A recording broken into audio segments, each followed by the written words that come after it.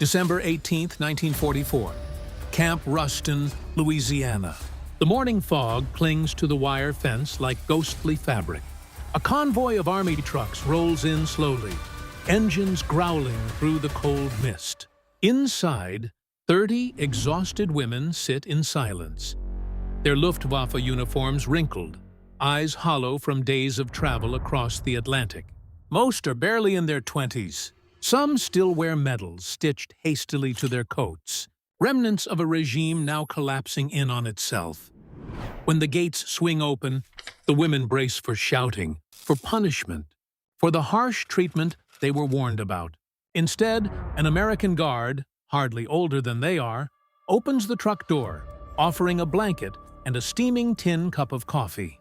No barking orders, no rifle raised, just quiet civility beneath a gray southern sky. For the first time since capture, fear gives way to confusion, and that confusion, in the most unexpected place, would soon turn into something far deeper. By late 1944, the tides of war had turned irrevocably. The Allies were pushing deep into occupied Europe. The Luftwaffe's strength was breaking, and the Wehrmacht was collapsing under the weight of its own empire. Every week, thousands of German soldiers were surrendering. In France, in Italy, in North Africa.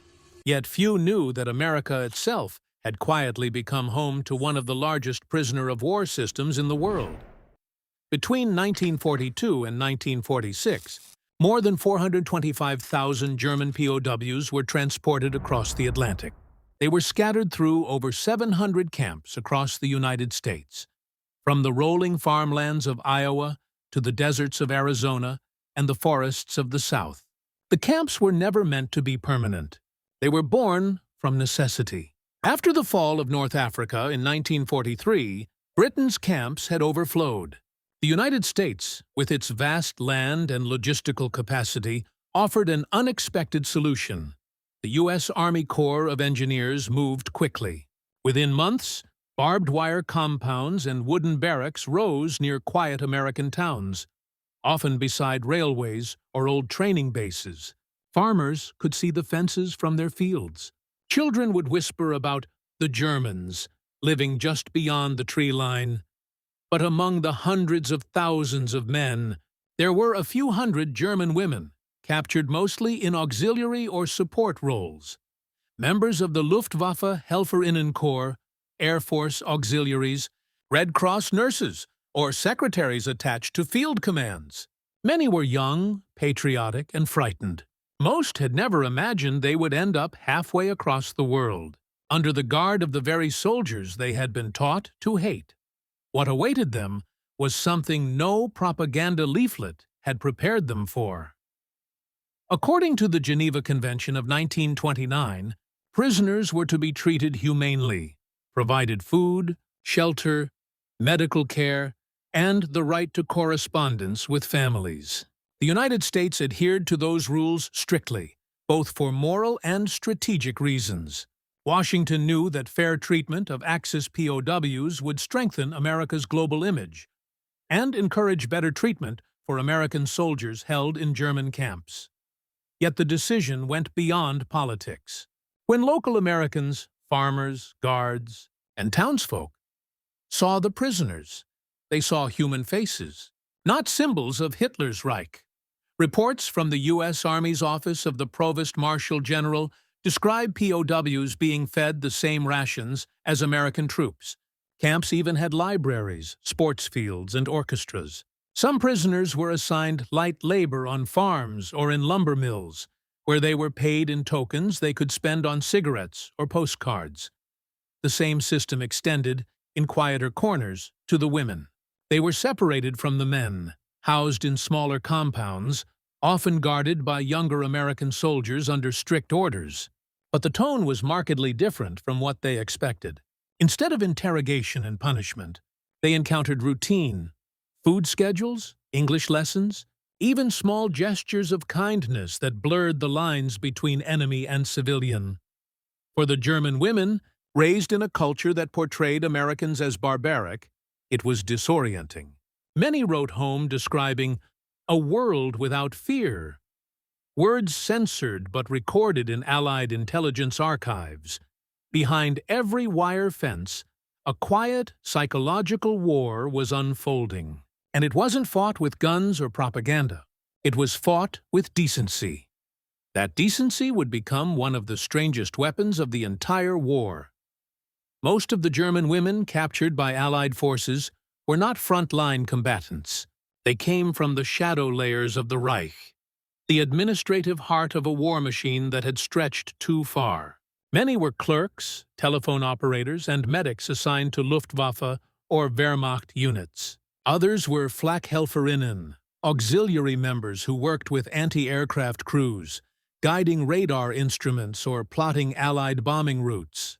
When Allied troops advanced through France and the Low Countries in 1944, these women were caught in retreat columns or overrun at field headquarters. Their capture was often quiet, almost anticlimactic. Allied soldiers, wary but not cruel, disarmed them, documented their names, and placed them under temporary guard. For many, their first sight of the Americans shattered years of propaganda. They expected brutality. Instead, they found order and restraint.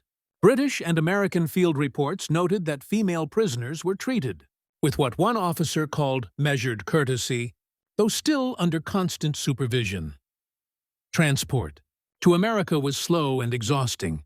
The women were moved first to temporary holding camps in Britain, then loaded onto Liberty ships crossing the Atlantic under armed escort. These convoys were dangerous. German U-boats prowled the waters. Prisoners were locked below deck during high alert, but otherwise treated according to maritime protocol. Survivors later recalled the odd calm of the journey, the dull thrum of engines, the scent of sea oil, and the distant thunder of convoy destroyers cutting through waves. When the ships reached ports such as New York, Boston, or New Orleans, the contrast could not have been sharper. America was untouched by bombing raids. The skyline was intact. Cities glowed at night. To those arriving from a collapsing Europe, it seemed like another planet.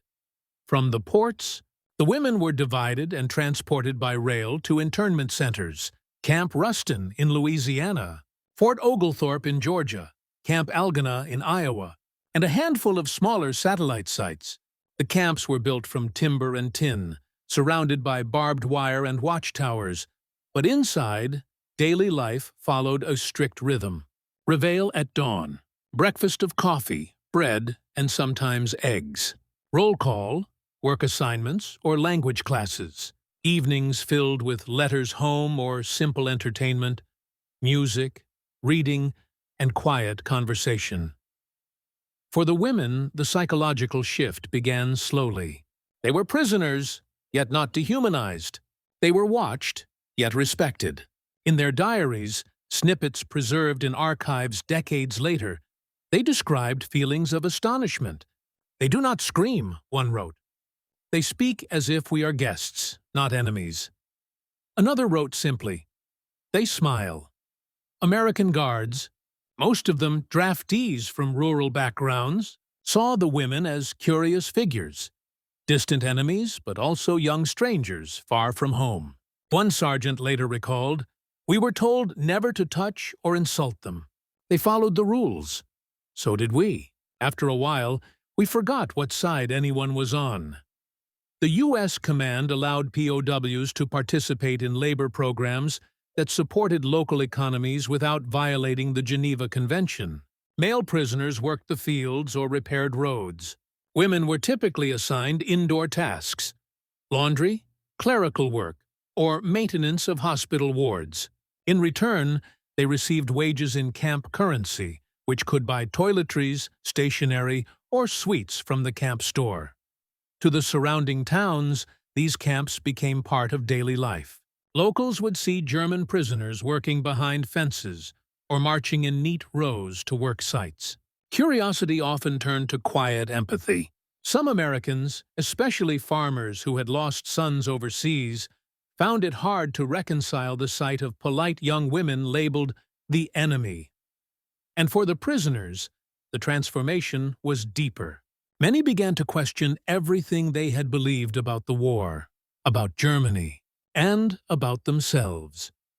What began as captivity was slowly turning into reflection, and in some cases, quiet gratitude.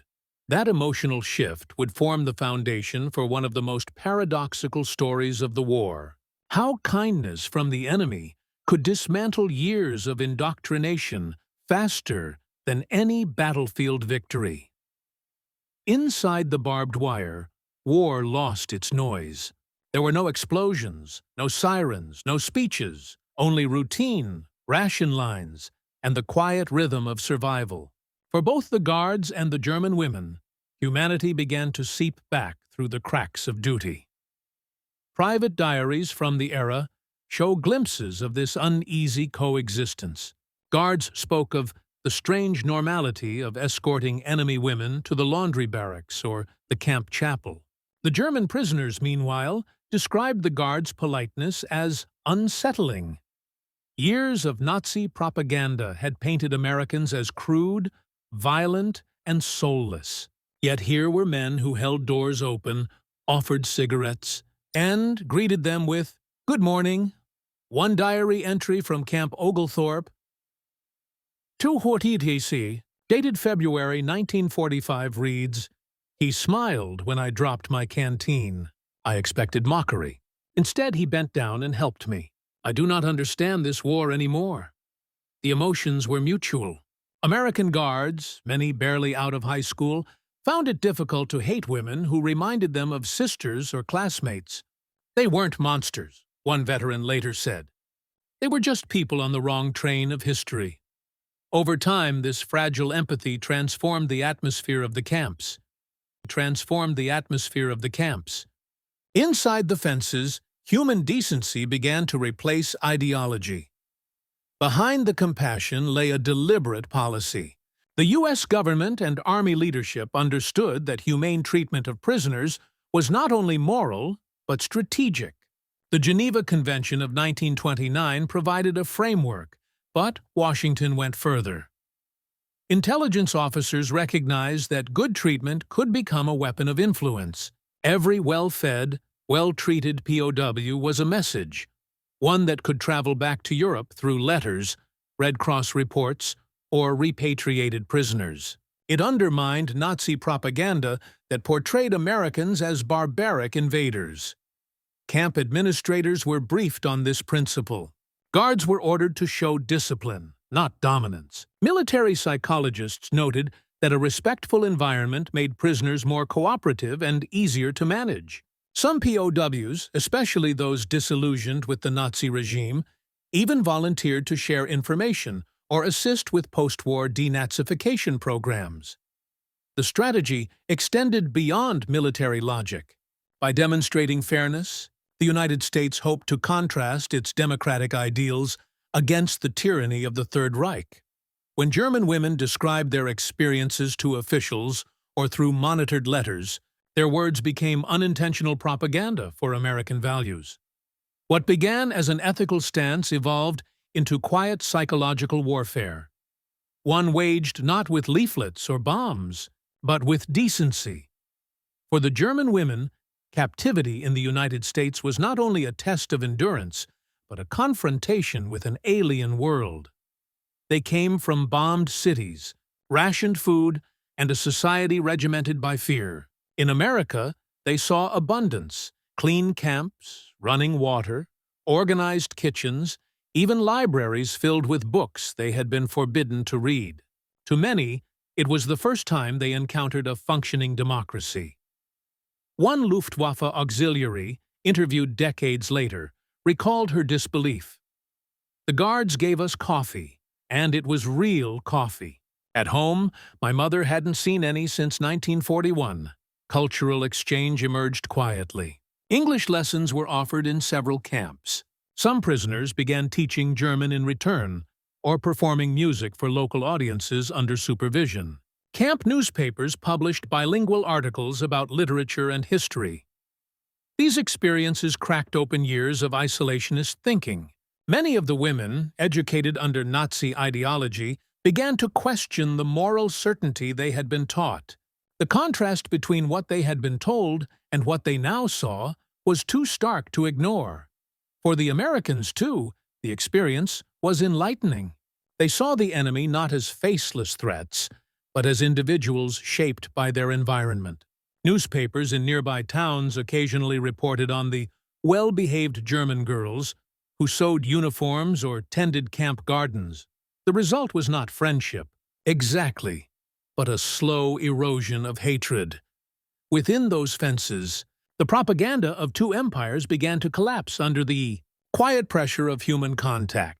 And that transformation, born from small gestures and silent observation, was only the beginning, because what followed would test not only the humanity of the guards, but also the conscience of an entire nation.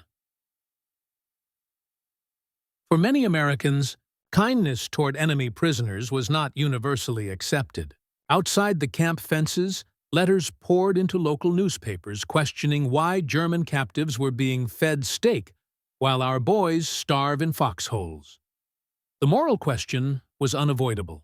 How do you treat the enemy humanely while your own soldiers die in Europe and the Pacific? The U.S. Army's Provost Marshal General's office maintained that adherence to the Geneva Convention was both a matter of honor and necessity. Our conduct, one internal memo read, will define our civilization. But within the ranks, the emotional conflict was real. Guards who had lost friends in combat often struggled to reconcile orders with anger. And yet, many still chose restraint.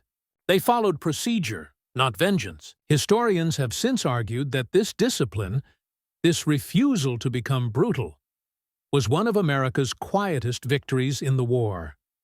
For the German women, that moral clarity was shocking. Some had expected humiliation. Instead, they witnessed a military machine capable of compassion. It forced them to confront their own indoctrination.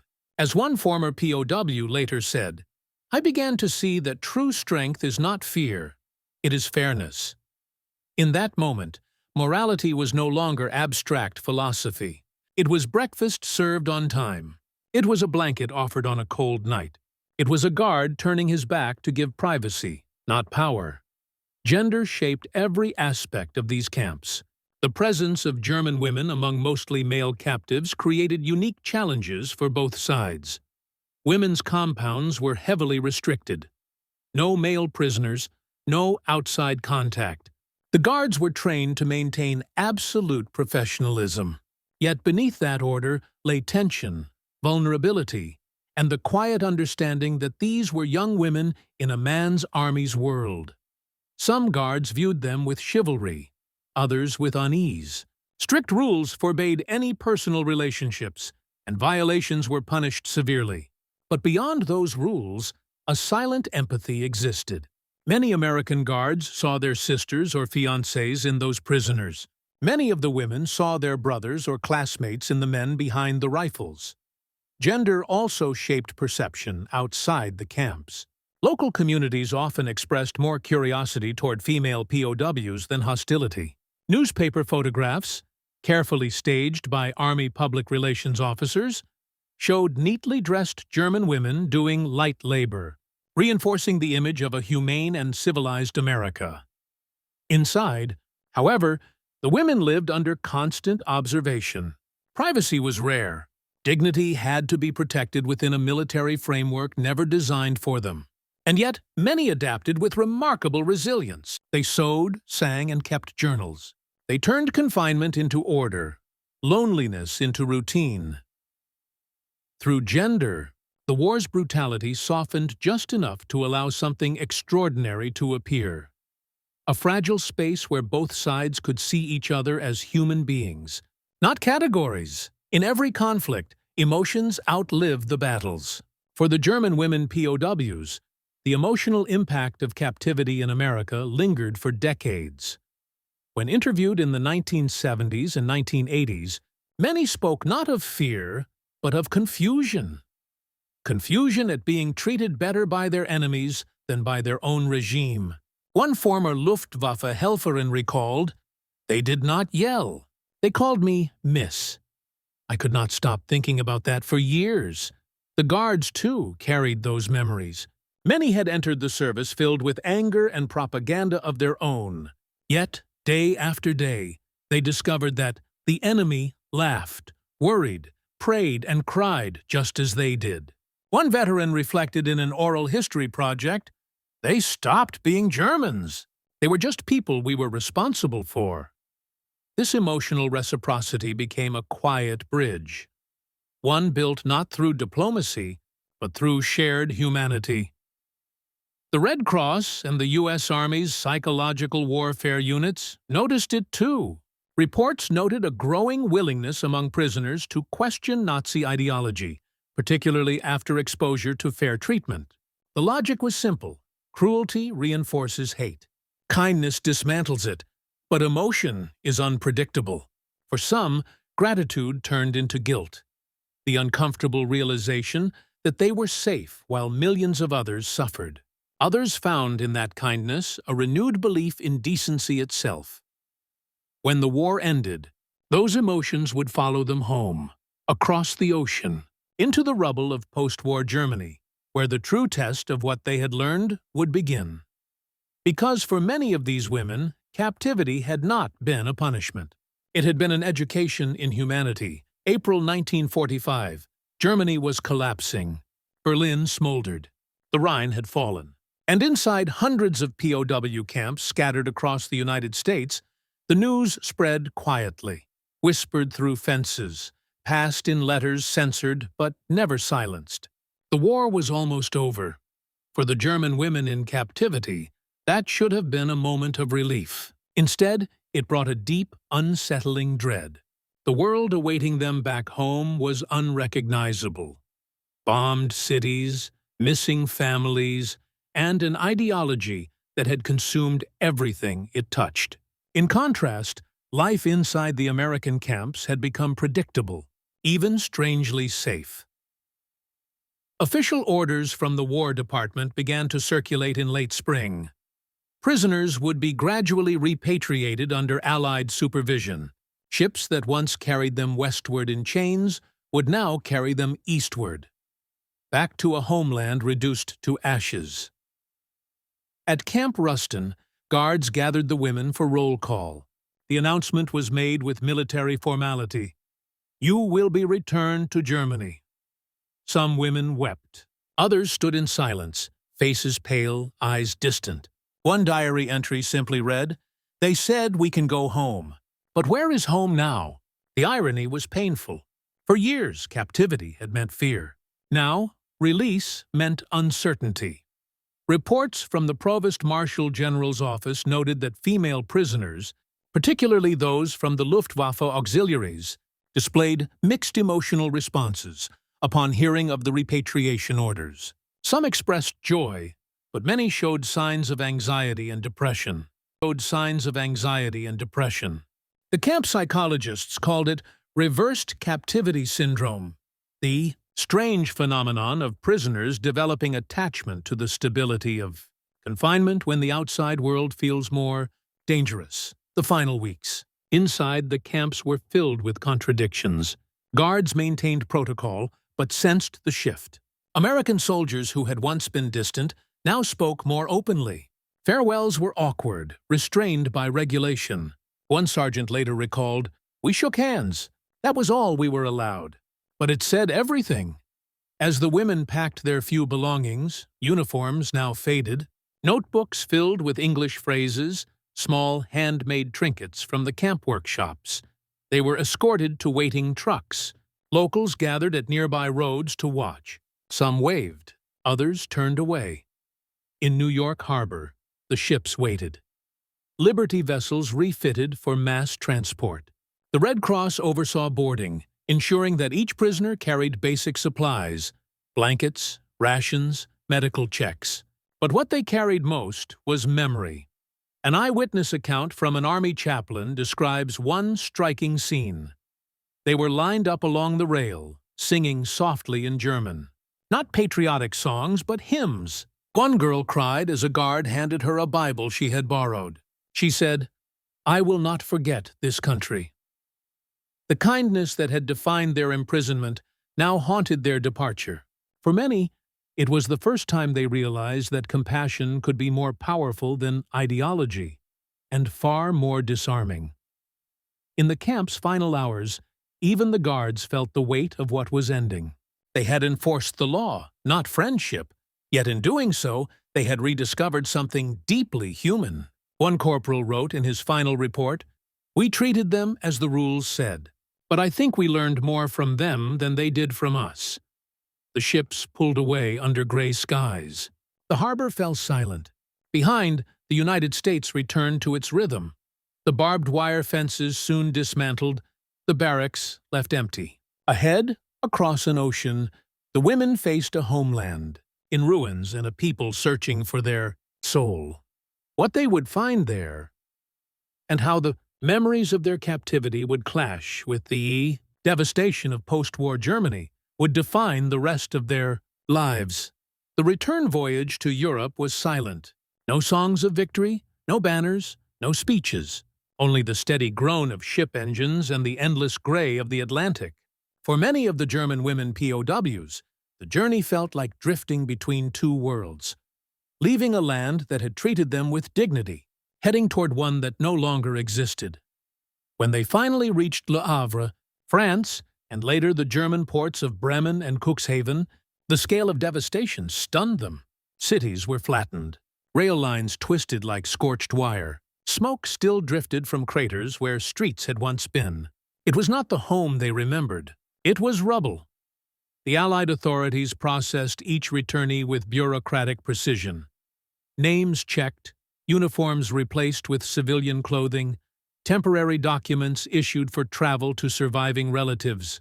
Yet, even amid this efficiency, the emotional dissonance was overwhelming. One former Luftwaffe Helferin wrote later, "I had lived behind barbed wire, yet I had never felt freer than in America. Here, among my own, I felt the real captivity begin." Post-war Germany was in chaos. The Allied occupation zones were forming, food was scarce, and suspicion shadowed everyone connected to the former regime. Women who had served, even in auxiliary roles, were met not with sympathy, but with judgment. To speak openly about being treated kindly by Americans, the very enemies Germany had taught them to despise, was almost unthinkable. Many remained silent. Others wrote in secret journals, hidden for decades in attics or drawers. Only years later would historians uncover their testimonies, preserved in fragments, letters, Red Cross files, and oral interviews collected long after the war. These records reveal something profound, that captivity in the United States had, for many of them, redefined what it meant to be human. They spoke not of guards and fences, but of small moments. A soldier offering a coat in the rain, a nurse sharing her lunch, a guard teaching a few words of English at the fence line. Such gestures, insignificant in wartime reports, became pillars of memory. Meanwhile, some American guards also struggled to forget. Returning home, they faced families who could not understand their empathy. "You fed Nazis?" one man's brother reportedly asked. The answer was simple, but heavy. "We fed people." For these soldiers, the experience of guarding German women during the war had eroded the black and white lines of good and evil. They had seen enemy faces stripped of propaganda, tired, frightened, yet dignified. That realization would quietly influence post-war attitudes toward Europe. In interviews decades later, many veterans credited those experiences as the seed of post-war reconciliation, the emotional groundwork for what would eventually become the Marshall Plan and the rebuilding of a democratic Germany. In Germany itself, the returning women faced practical and moral collapse. Factories lay in ruins, families were scattered, the currency had no value, and yet many carried with them something the ruins could not erase, a sense of how civilization could function differently. Some would later become teachers, nurses, or civil servants in the emerging Federal Republic of Germany, contributing to a more humane and democratic society. Still, guilt lingered. To remember kindness from the enemy felt like betrayal. For years, most of these stories remained untold, buried under the larger narrative of defeat and rebuilding. Only in the 1980s and 1990s did German and American historians begin to collect first-hand accounts that revealed this other side of captivity. A version of the war where compassion, not cruelty, left the deepest scars. One former prisoner, interviewed in 1992, summarized it with haunting clarity. They won our respect not with weapons, but with their behavior. We came home realizing that the world we fought for was never worth the hatred we were taught. The quiet decency shown in those American camps did more than follow the rules of the Geneva Convention. It reshaped lives. It reminded both sides that civilization survives not through victory, but through restraint. As the women walked once again through the ruins of their homeland, many carried a single unforgettable contradiction: that their enemy had shown them mercy, and that mercy had become their most enduring memory of the war. By the early 1950s, the story of the German women prisoners in America had nearly vanished from public record. The world was rebuilding, politics had shifted toward the Cold War, and new enemies replaced old ones. The quiet decency that had once existed behind the fences of Louisiana, Texas, and Iowa faded into the background of history, remembered only in private diaries, letters, and the memories of a few aging veterans.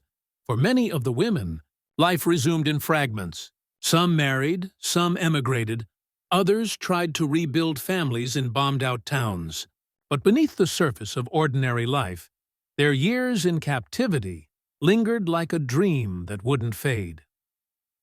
In Freiburg, one woman who had served as a telephonist in the Luftwaffe was asked by her daughter, decades later, why she spoke fluent English. Her answer was simple: because my enemies were the first to talk to me like a person. Across the ocean, some of the American guards had kept small tokens: a photograph, a patch, a diary page written in careful German script. They, too, had carried invisible memories. The compassion they had shown, often against the expectations of their superiors, became a quiet measure of pride. "We did our job," one veteran told a local newspaper in 1987, "but we didn't stop being human while doing it." These small acts of kindness had ripple effects far beyond the barbed wire. When the U.S. launched the Marshall Plan in 1948, aiming not just to rebuild Europe, but to prevent the kind of desperation that breeds war, it wasn't only an economic gesture. It was a moral continuation of that same idea. The belief that enemies could become partners, that empathy was not weakness, but strength. Historians now view the humane treatment of Axis POWs as one of the least discussed yet most influential aspects of post-war reconciliation. The humane discipline shown by American forces, even at the height of wartime emotion, helped establish the credibility of democratic ideals in a broken Europe. But for the women who had lived it, the meaning was personal. They did not write of politics or ideology. They wrote of moments, of the taste of hot coffee after weeks of cold rations, of laughter shared over broken words, of a night sky without bombs. They wrote of how decency had survived even in a time of madness, and yet many carried a guilt they could never fully name.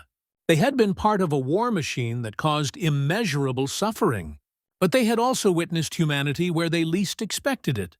Reconciling those two truths became a lifelong burden, and, for some, a form of quiet redemption. In post-war Germany, where survival often depended on silence, these women rarely spoke of their time in America.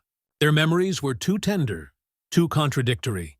But when they did speak, in interviews, in letters, in aging voices recorded on fading cassette tapes, the same theme returned again and again. They treated us as if the war had already ended. That, perhaps, was the greatest lesson of all. That peace does not begin with treaties or surrender papers, but with the simple choice to remain human when everything else falls apart. In the decades that followed, the story of the German women POWs remained buried beneath the larger narratives of battles and treaties. The world preferred to remember heroes and villains, not the quiet humanity that existed somewhere in between. But archives have a way of breathing again. And by the early 2000s, historians began to rediscover the traces left behind in the form of letters, camp photographs, and Red Cross records. In Fort Robinson, Nebraska, a local museum curator found a collection of postcards written by captured German auxiliaries to American guards. The messages were short, carefully censored, yet astonishingly warm. One read, "You smiled when we were afraid. I have never forgotten that." Another thanked an American nurse for sharing bandages and chocolate during the winter of 1945. Across the Atlantic, in Munich and Bremen, oral history projects began documenting the experiences of women who had been taken to the United States. Their memories often began in terror. A ship across the ocean, a new continent, the fear of what awaited them, but ended in bewilderment at the kindness they encountered. One woman recalled, "They didn't see us as symbols of Hitler. They saw us as people who had lost their way." These testimonies became invaluable to post-war researchers trying to understand the social psychology of captivity. Unlike in the Soviet Union or even parts of Britain, the American approach had emphasized discipline without humiliation. Guards were trained to see the Geneva Convention not as a burden, but as a moral code, a reflection of the very values the war was meant to protect. Even today, historians studying the POW program point to this as a key reason the U.S. avoided mass uprisings or retaliatory violence within its camps. By treating the defeated enemy with dignity, the Americans demonstrated that moral strength could coexist with military power, a message that would echo throughout the next half-century of global conflict. For the former prisoners, however, the legacy was more intimate. In the 1980s and 1990s, a few returned to the United States as tourists. Some visited the sites of their former camps, now public parks or farmland, and stood quietly before the places where their perceptions of the world had changed. Local communities welcomed them, not as enemies, but as guests. In Hearne, Texas, one elderly German woman laid flowers near a preserved camp gate and told a local reporter, "It was here that I learned forgiveness was possible." Others kept contact through letters, decades of correspondence between former guards and prisoners, filled with Christmas greetings and photographs of grandchildren. These human bridges endured long after governments changed and generations passed. By the time these stories reached public consciousness, many of the people involved had already passed away. But their testimonies remained, archived in university collections, printed in historical journals, and displayed in small-town museums across the American Midwest. Their legacy now belongs to a broader truth, that even in total war, the capacity for empathy endures. The barbed wire may have divided enemies, but small acts of respect, a shared cigarette, a kind word, a gesture of trust, became invisible threads of peace long before the last battle was fought.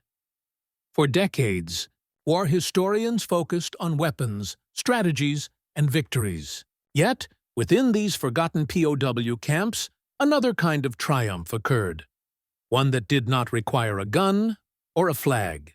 It was the victory of restraint, of conscience, of understanding, and as the last survivors aged into silence, their stories began to serve as a quiet reminder that history is not only written by those who win wars, but also by those who, in the midst of them, refuse to lose their humanity. That idea would live on, becoming the foundation of our final reflection. The war ended on paper in 1945, but in truth, its echoes lingered for generations. The cities were rebuilt, the flags were replaced, and the world began to divide once again along new ideological lines. But beneath that shifting map, small human stories, like those of the German women POWs in America, carried a kind of light that refused to go out.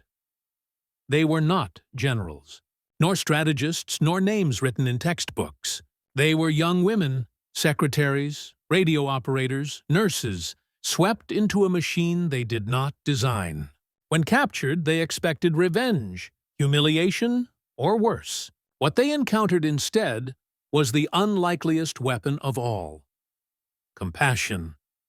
That compassion did not come from speeches or policy.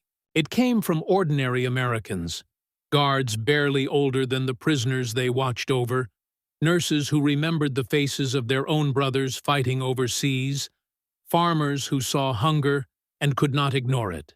In small gestures, a blanket handed through a fence, a word of comfort after interrogation, a shared prayer at night, they rewrote what victory meant.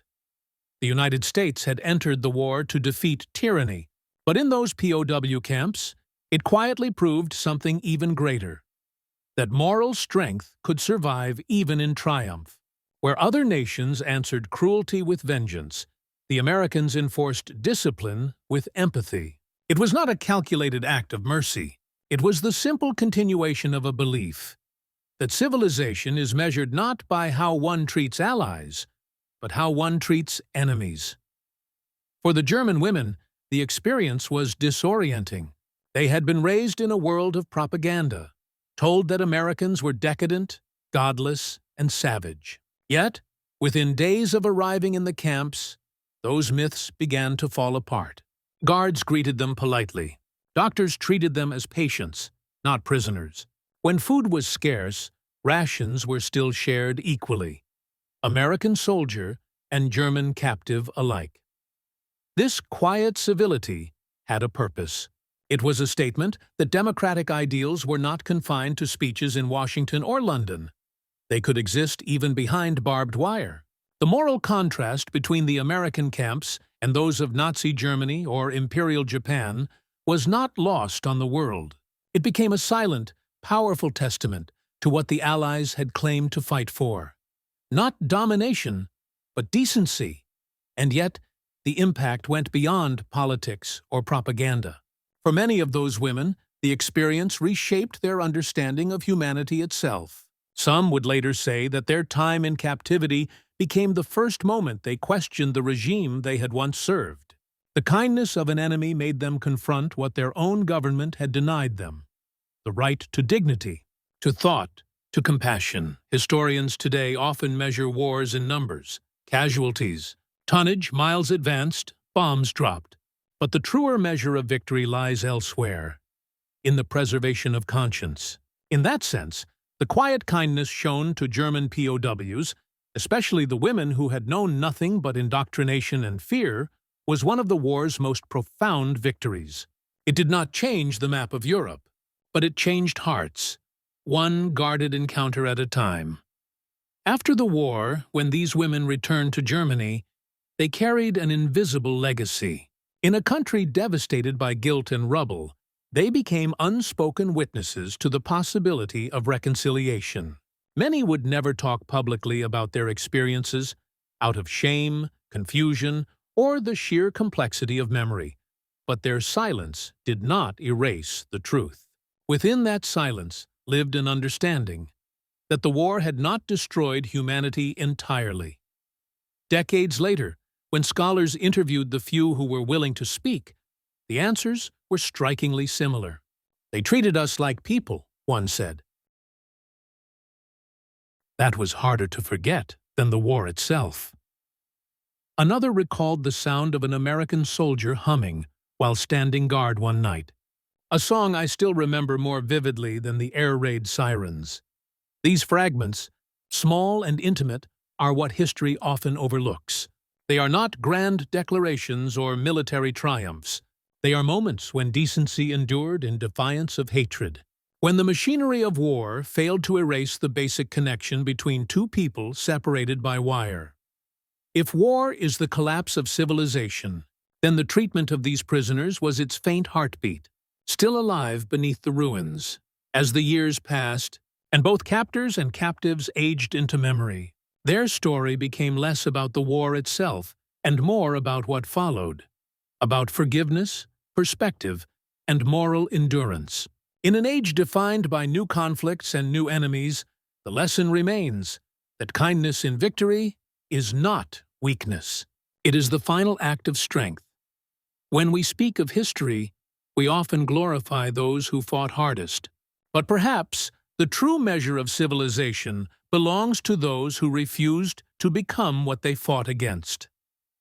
Somewhere in the American heartland, on a patch of grass where a POW camp once stood, wildflowers grow where guard towers used to cast shadows.